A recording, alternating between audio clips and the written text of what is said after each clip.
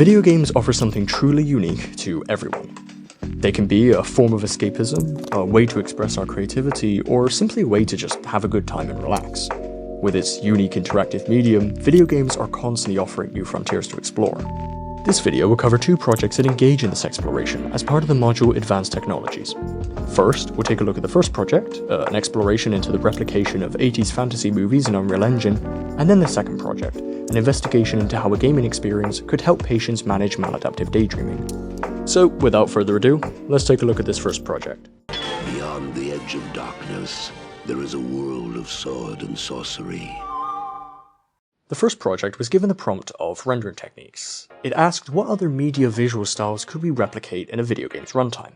And yeah, 80s fantasy movies without any hesitation. Something about the hazy look of those movies, it just really feels like fantasy. What really motivated this choice was a general conversation around realistic games, and if realistic games could even really have a style.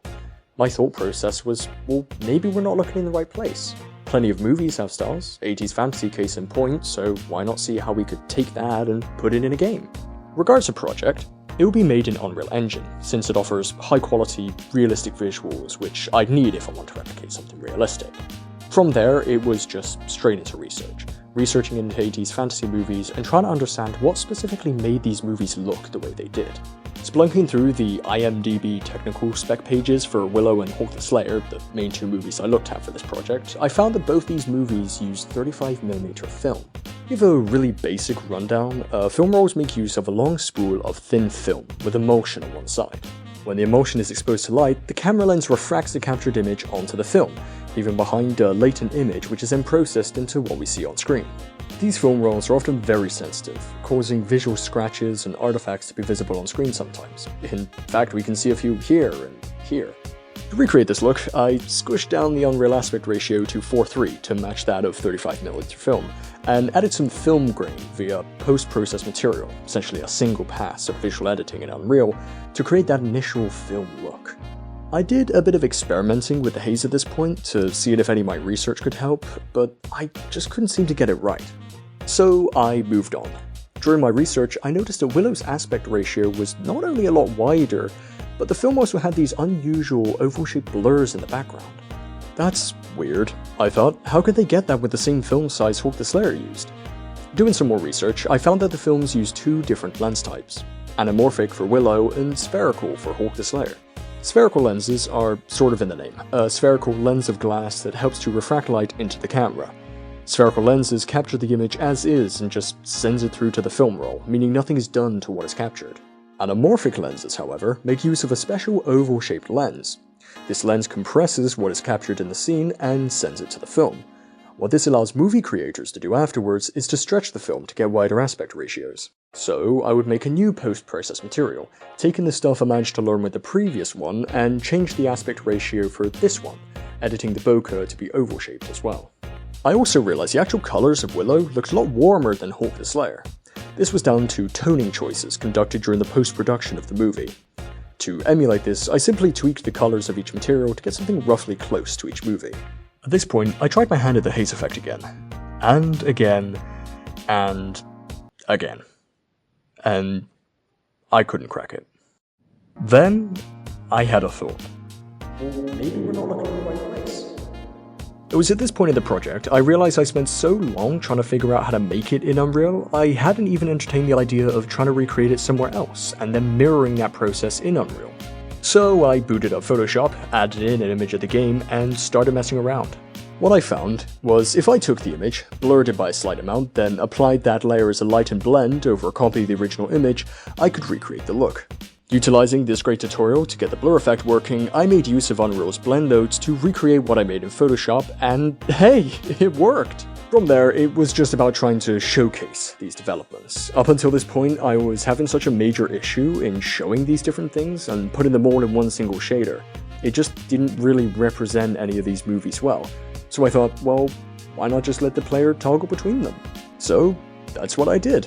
Utilizing a blueprint component, essentially a modular thing you can stick on an Unreal object to give it more functionality, the component would be attached to the player and would toggle between the post processes using keybinds and these invisible trigger boxes around the scene.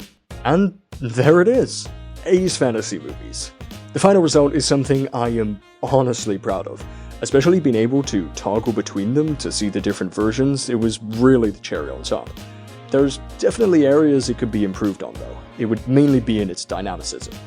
You see, something I didn't consider about this project was how most of these movies would be color-toned per scene, meaning colors would change depending on what the scene required. Making use of the trigger box and keybind system, I would want to make different subsets of these main shaders to specifically tailor to day and night scenes, and scenes which feature a lot more energy and action. The stars are so beautiful. Are they not? The second project would have the prompt of helping patients with chronic illnesses. For this one, I really wanted to make use of games' unique interactive narrative elements, which led me to researching maladaptive daydreaming.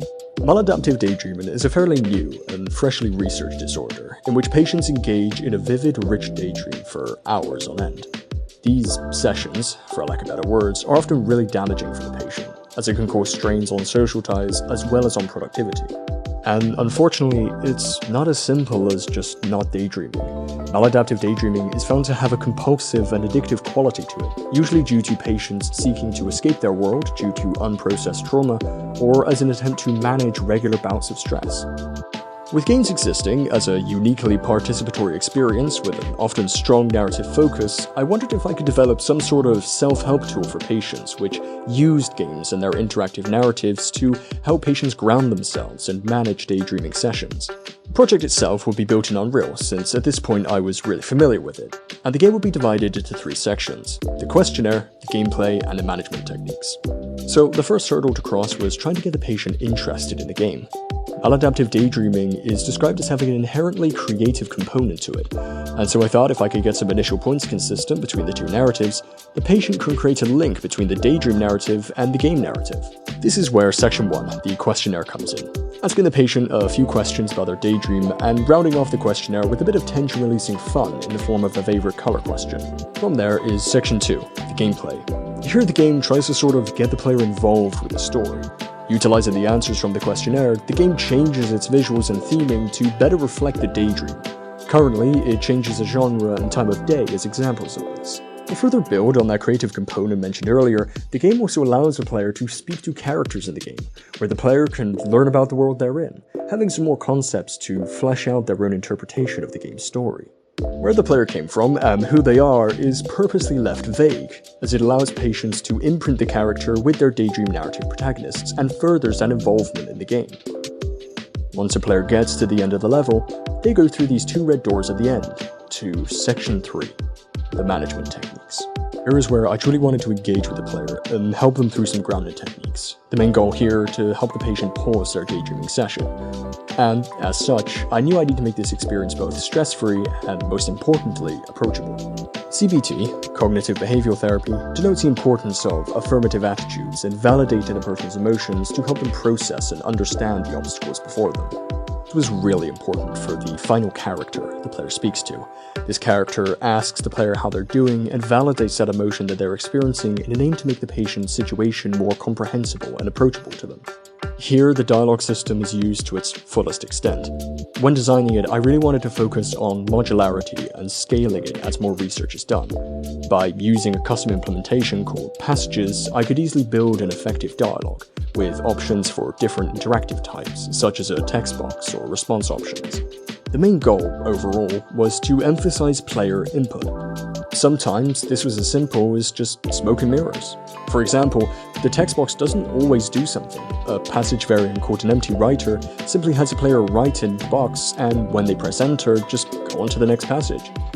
But the mere element of having the player think about what they write, think about what they're perceiving around them, and needed to type it out, helps to build that interactive experience.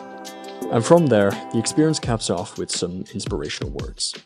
Patients are often described as feeling shame or guilt in engaging with the daydreaming, so it was incredibly important to end the experience on a positive note.